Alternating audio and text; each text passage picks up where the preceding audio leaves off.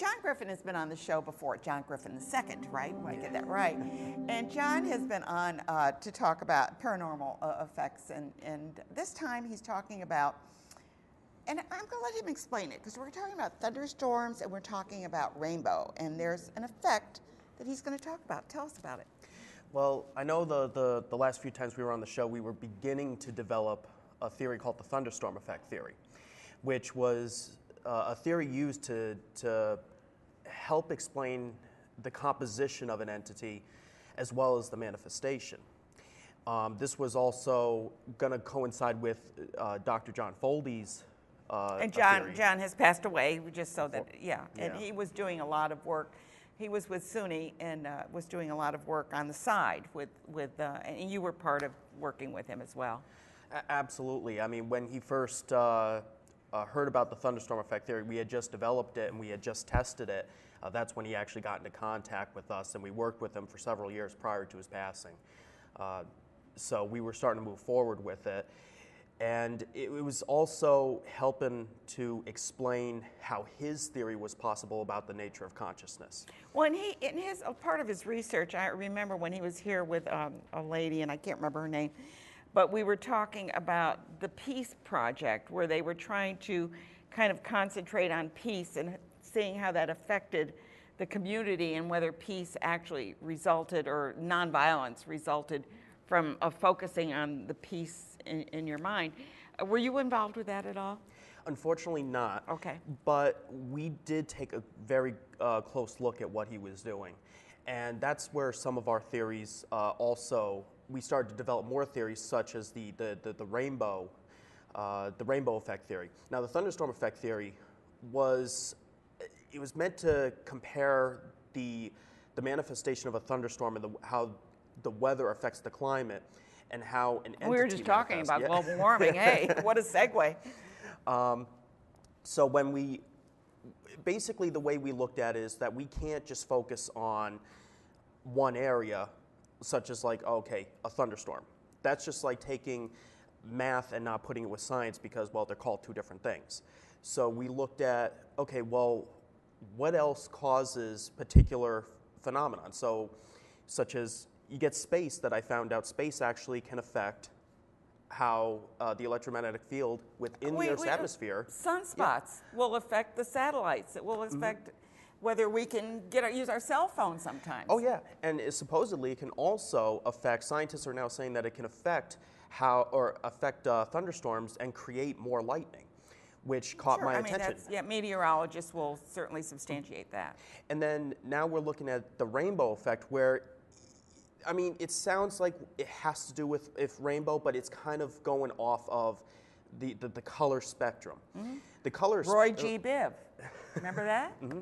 Yeah, red, orange, yellow, green, blue, indigo, violet. Better than I would have done. Physics. Well, what we were considering is that every color is on a different vibrational frequency. Mm-hmm. Our eyes are only capable of seeing particular colors. You can't see the infrared or the ultraviolet. Yeah, and when you really look at the amount, or the amount of spectrum of light, and you realize you only can do this, you're only looking at this amount. That leaves this huge gap on both sides. The rainbow effect theory has to do with vibration of light, and whether we can change the frequency of that to bring other frequencies that are what our eyes can't currently see into the spectrum that we can see it in, or even use an equipment that can potentially see the spectrum that we can't see. The field has already started developing equipment such as the full spectrum camera, but that's just the beginning. We need to take it far further, and so basically taking the rainbow effect theory, the thunderstorm effect theory, combining it with Dr. John Foldy's theory, and bringing it all together is starting to show a bigger picture rather than just focusing on one thing at a time. Now, your organization is called UINI Research, and you do have a website, so if people want to check out your website, they certainly can do that. And I know that it says research, so I'm not sure exactly. Tell us what you do with your website or with your organization. Well, it's basically all paranormal research. Paranormal research expands to so many different categories. And rather than just focusing on one category, such as you always hear about people who go after ghosts or go after UFOs or Bigfoot, we focus on all of it. Well, how does it come to the big picture? I mean, how does it all come together? So you try and integrate everything together. To an extent. Does it fit? I mean, not everything's going to fit, and we know that, so we're not going to forcefully put everything together. But when we notice that there seems to be a pattern, we start looking at other areas of the field and seeing how it can connect and how basically the universe works.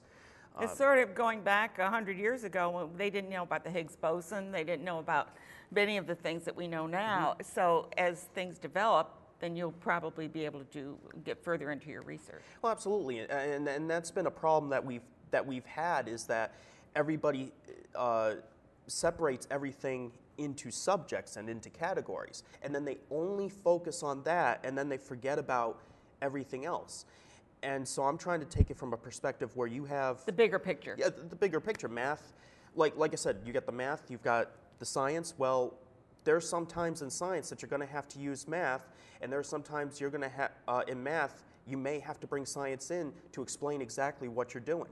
Well, actually, math to me is part of everything. Mm-hmm. You can quantify and substantiate with mathematical formulas and with the idea that we can certainly put this together and give values to things so that we can come up with a final result. Absolutely. Yeah. Absolutely. Well, John has been working hard at this, and perhaps he'll join us again when you get further down the road with your research. We've been talking about thunderstorm and rainbow effect, and looking at the bigger picture of what all of this means with paranormal. And I'd love to hear more about what you're doing, John. Oh, we're only moving forward from here. Good. So. Thank you so much for being here today.